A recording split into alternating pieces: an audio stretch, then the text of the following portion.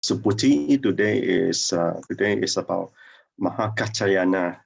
If I'm not mistaken, Ty is pronounced as Cha, Kachayana. Okay. Otherwise, sound very Japanese. Katayana, Mahakatayana, Kachayana. Because the other spelling they have is CHA. Okay, saying Kachayana foremost in discussion of the doctrine. Faithfully accept the true Dharma of one vehicle, comprehend the great path, and form supreme aspiration. That's what it means to have faith and understanding. Faith and understanding illumine the Bodhi path. So let's look at what it means. So faith means faithful acceptance. I think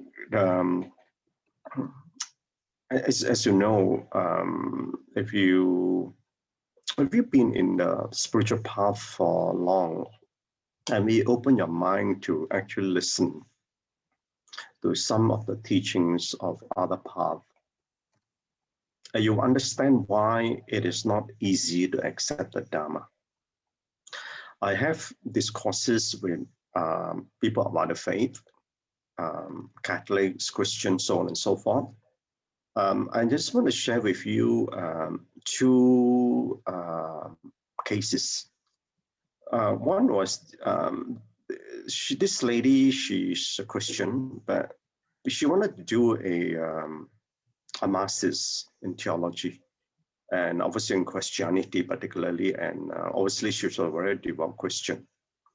So one of the things that they have to do that is to actually talk to people of other faith, which I thought was a very good practice for them. And so she came and talked to me about Buddhism, and obviously she talked to a few, but just to cut a long story short, when she submitted her thesis, her supervisor actually told her that the discussion she had with me, the way she's written, was quite insightful. And I explained to her about cultivation of the mind. There was many years, this was quite a number of years ago, I was still working. So the point I'm trying to say is that in the other faith, it's very easy to get into the faith and then you get salvation. But in Buddhism, you have to work for your own salvation. And that's a major difference. And then I had a conversation with one of the, he's actually now a preacher, and he's a Singaporean. And when he was residing in the US, he took up the course. And so one day I was having drinks with him, and he actually said this to me. He said, he studied all the religion, the same thing he has to study and understand the other faith. She actually told me that if there was, had to live his life again, he said if there was one religion he would choose, he said it was actually Buddhism. But he can't do it, obviously, in this life because he's sticking on that faith. He said it is not just about faith, it's about being able to open your mind and accept there's logic behind that. And this is the part that leads to the second part, which is understanding. It means penetrating comprehension. In Buddhism, you can't just have faith and then you take your salvation and then you'll be safe. But this is the penetrating comprehension. That's a major difference. So Mahakachayana was the youngest son of two royal teachers, which I don't have to touch on. Your listened to. And the point I just want to explain a little bit. One is the Vedas. Vedas are holy scriptures of Hinduism, and they're still obviously being studied until today. Hinduism is a very old religion. It dates back to more than 5,000 years ago. And it's something that I learned a little bit from when I was in India, and I managed to meet wife of one of my partners when I was working, and she was obviously a practitioner. She's she had a fair amount of knowledge, so I had a bit of a discussion with her. and also introduced me to Jainism as well. This is the other religion in India.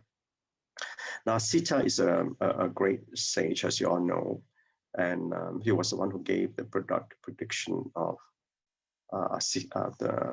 the Prince Siddhartha to become a great teacher to the world. So he's obviously for Kaccayana, obviously he was intelligent and very sharp, but then because of that, he was arrogant. And like obviously, and obviously we all have ego. If we don't have ego, we'll be dead. So, but the question is, how can one subdue the ego to become your servant instead of your master? And that is the one which is very important. Because if the ego be your master, you can never be able to learn well. But if the ego is a servant, it can serve you to drive your diligence, okay, to be in practice, especially for us as a householder. So these two attachments to self and to Dharma. I remember some time ago, I did mention to you, one of the things that we need to watch out for in our spiritual progress is attachment to the Dharma. Because once you attach to the Dharma, you won't, because if we understand about emptiness, then you will understand even in Dharma, there should be emptiness. Because if the true suchness is within yourself, then why should one be attached to the Dharma, which is external? So Dharma is to open the truth in you. So if open the truth in you, the truth is already in you. There shouldn't be attachment to what is already external. So because that is already you, if you are into the true suchness, there is no more attachment, whether to yourself or to the Dharma. And then people like this are floundering in the sea of samsara, floundering in the sea, just wandering in the sea of samsara.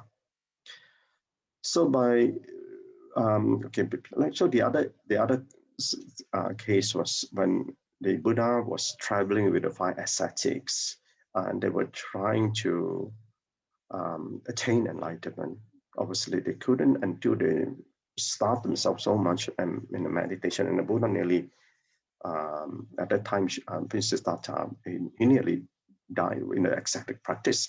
And then he came out, he was so scrawny at that time, he knew that even though he went to that extreme, he couldn't attain that. And that is the attachment to that. And when the 5 ascetics realized that he came out and started taking food, they all left him because they were still attached to what their belief was. And that is the part that, that's why we got to be also careful, because the Dharma is about the truth. And unless we get to realize what the truth is, we'll be attaching to the words. And that's why we got to be mindful about this attachment. So by realizing interdependent arising and the nature of emptiness, we are liberated and free to journey on. So this nature of emptiness, and obviously, and also our own very existence is the interdependent arising, how we arrive, because obviously we all made up all our karmic blueprint in the past. Then we only then, when we realize what the truth is, that we can be liberated and continue in our journey. So Kaccayana soon became a disciple of the Buddha. He was very intelligent, could understand the profound teachings of the Buddha, and because of this, he was foremost in the discussion of doctrine. So each of the 10 great disciples of the Buddha, they have own foremost in certain skill. So we have Sariputra, foremost in wisdom, the Subhuti, foremost in emptiness, Kaccayana, foremost in doctrine, and the other 2 will be coming soon, Mahakasyapa, which will be, I'm sure Master will be explaining, and the other one will be Moggallana. Moggallana, obviously, I think I shared with you all before, Moggallana foremost in psychic abilities. So we have a lot of self importance in us.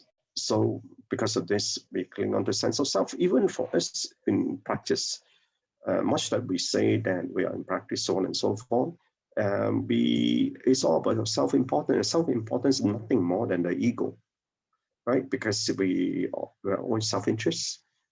We want our views to get foremost in front of everybody else, and that's what a lot of us do. So, but recognizing it, it's the way to change.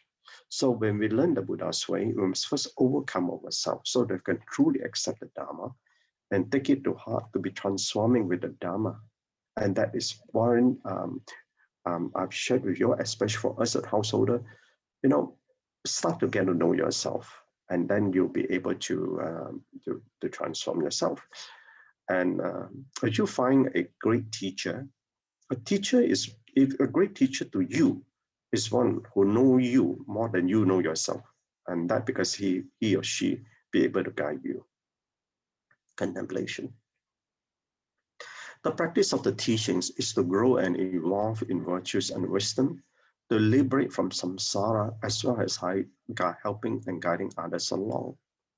Right, that's what we are supposed to be doing, and that's what Master has been teaching us. So every principle you realize leads to the end of suffering. How then can you be at odds with the world which is in samsara? In other words, if this realization ends the end of suffering, and how can we be at odds is that how can we then be fighting with our views to be heard? And because if we do, then to do so means that you're engaging in samsara and not living in the Dharma. So these are important practices for us to understand. And how many of us, when we engage in the Dharma, we still engage in wanting things to be done our way and how we feel, so on and so forth. But it's that very part of self-centeredness we must learn to let go. So there is emptiness in existence, and yet existence in emptiness. So in ourselves, if we enter in our own existence, is that then we should, if we understand that, we know that our very own existence is in contact with the external conditions. That's where the skandhas are. So we understand the emptiness of the skandhas. Then why are you feel still so attached to what our views, our feeling, and our mental perception is? Yet existence in emptiness. And this is the existence in emptiness is how we then realize that we will no longer be attached to what is actually delusional or illusory. So phenomenon is actually without self. So realize its emptiness and involve with the unconditioned practice. But obviously for us as householders, we are still very much be in the conditioned practice because we still live a worldly life. But that's something that we should aspire towards. So on relationship, this karmic relationship. So when one feels the pain of karmic retribution, one can choose to be wounded or be wise. But the problem is most people focus on the pain of the body than the relief through the mind. And that's what Buddhism actually teaches us to do. Okay, such is the man's worldly intelligence. So what we need to do is to have spiritual wisdom in our practice. Okay, God and brothers and sisters. Yeah, Canon, Brother Chin.